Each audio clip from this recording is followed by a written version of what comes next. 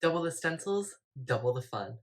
Hello everyone, my name is Brennan and welcome back to my channel. Today, this is going to be my first guest design post for Colorful Life Designs. Or well, my first video that has me actually making a card in it, not just sharing products. So let's get into it. Today I'm going to be using 2 stencils. I'm going to show you a really cool technique on how to layer them and get a really cool effect. So let's get into the video. So for this video, unlike what I said in my last one, I'm actually going to be using mermaid scales and fairy flowers. I said I was going to use the flower garden stencil, but I think the card's going to look a little better with the fairy flower stencils. Remember, if you use code Brennan10 on a Colorful Life Designs, you'll get 10% off your order. So what you're going to do first is take your background stencil and put that over your piece of cardstock. I'm using the Brutus Monroe Stick and Stamp mat, but this is completely optional, and this one is very well used, as you can see, so much ink on it. So now I'm just going to take the residual ink off of my blue ink, dye ink blending brush. I typically use Catherine Pooler, so it's Catherine Pooler ink on here, but I want the background to be very light, so that's why I'm just using residual ink. So I'm going to just go over this with a very light hand. I'm not even pressing down, to be honest. I'm just rubbing this over.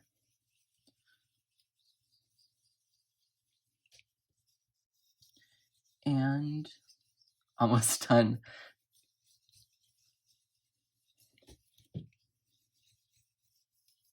Okay, that looks about good. If it's not, I can place the stencil back down. Oh, perfect. Okay, so now we have our mermaid stencils, and what now I'm going to do is take the fairy flower stencil and place that down about there. That looks good. And I'm going to take Distress Oxide and Dusty Concord. So what I'm going to do here is put the oxide ink over the Catherine Pooler ink. And since this is this is a pigment hybrid ink technically, but there's pigment in here, it will cover dye ink where it's placed. So that means you won't see any of the blue behind the flowers or the stem once I do the stem.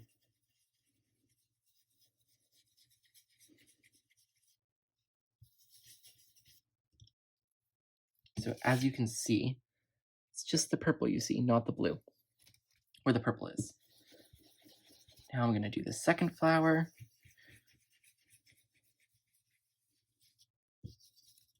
Should flip that over so you guys can see the color, sorry. And we'll do the third flower.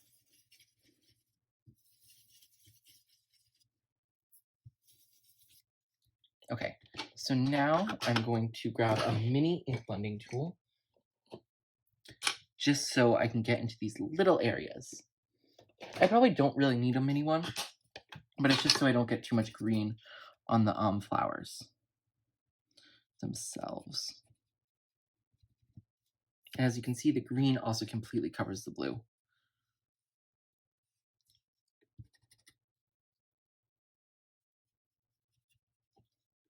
Just inking that up, and I'm using Mode Lawn as well. It's also Distress Oxide. Now I'm going to put that away. I will peel the stencil off. That looks so beautiful. And now I'm going to peel the piece of paper off the stick and stamp mat. You want to bend the stick and stamp mat just so your card doesn't bend. And it bends slightly, you can always just like that. After letting the card front dry for a couple minutes, just because the oxide's technically pigment, I'm going to take my mini Misty and the Happy Thoughts stamp set from A Colorful Life Designs. And I'm going to be using the Sending and Happy Thoughts sentiments, or stamps. Just going to pull these out.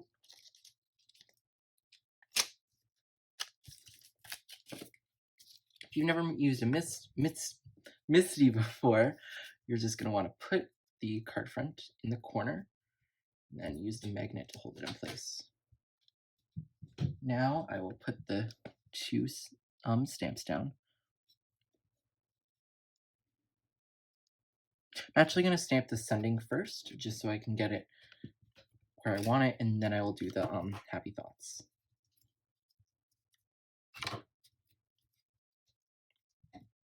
And I will be using the VersaFine Clear just because I need it to be able to be seen over the ink.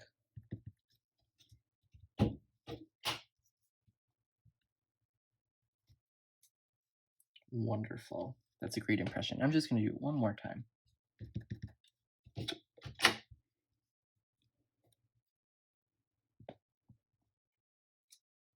Perfect. Now I'm going to take off this sending stamp.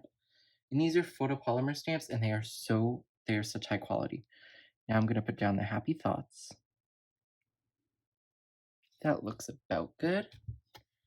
Flip the door, pick it up. Stamp, stamp, stamp. Stamp, stamp, stamp. Stamp that stamp.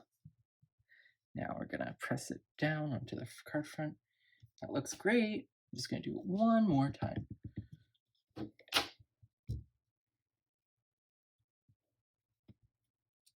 Perfect.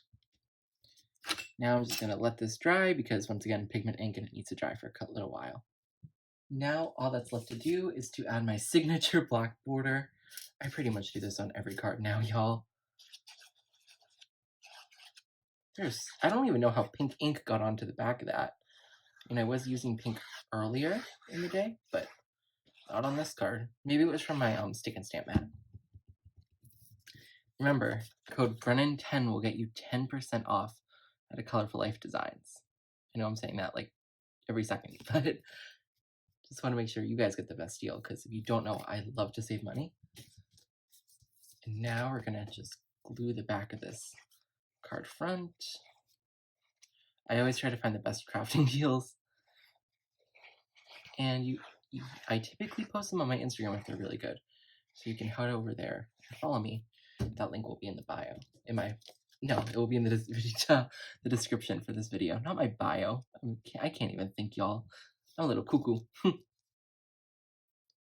And there is our finished card. That came out so amazing. Thank you all so much for watching. I really hope you enjoyed learning how to use 2 stencils on one card to make it look really cool. I just absolutely love how this came out with the flowers being on top of the background. It just looks so great. Not to gloat, but I think it came out really good. Once again, thank you all so much for watching, and bye everyone. Happy crafting.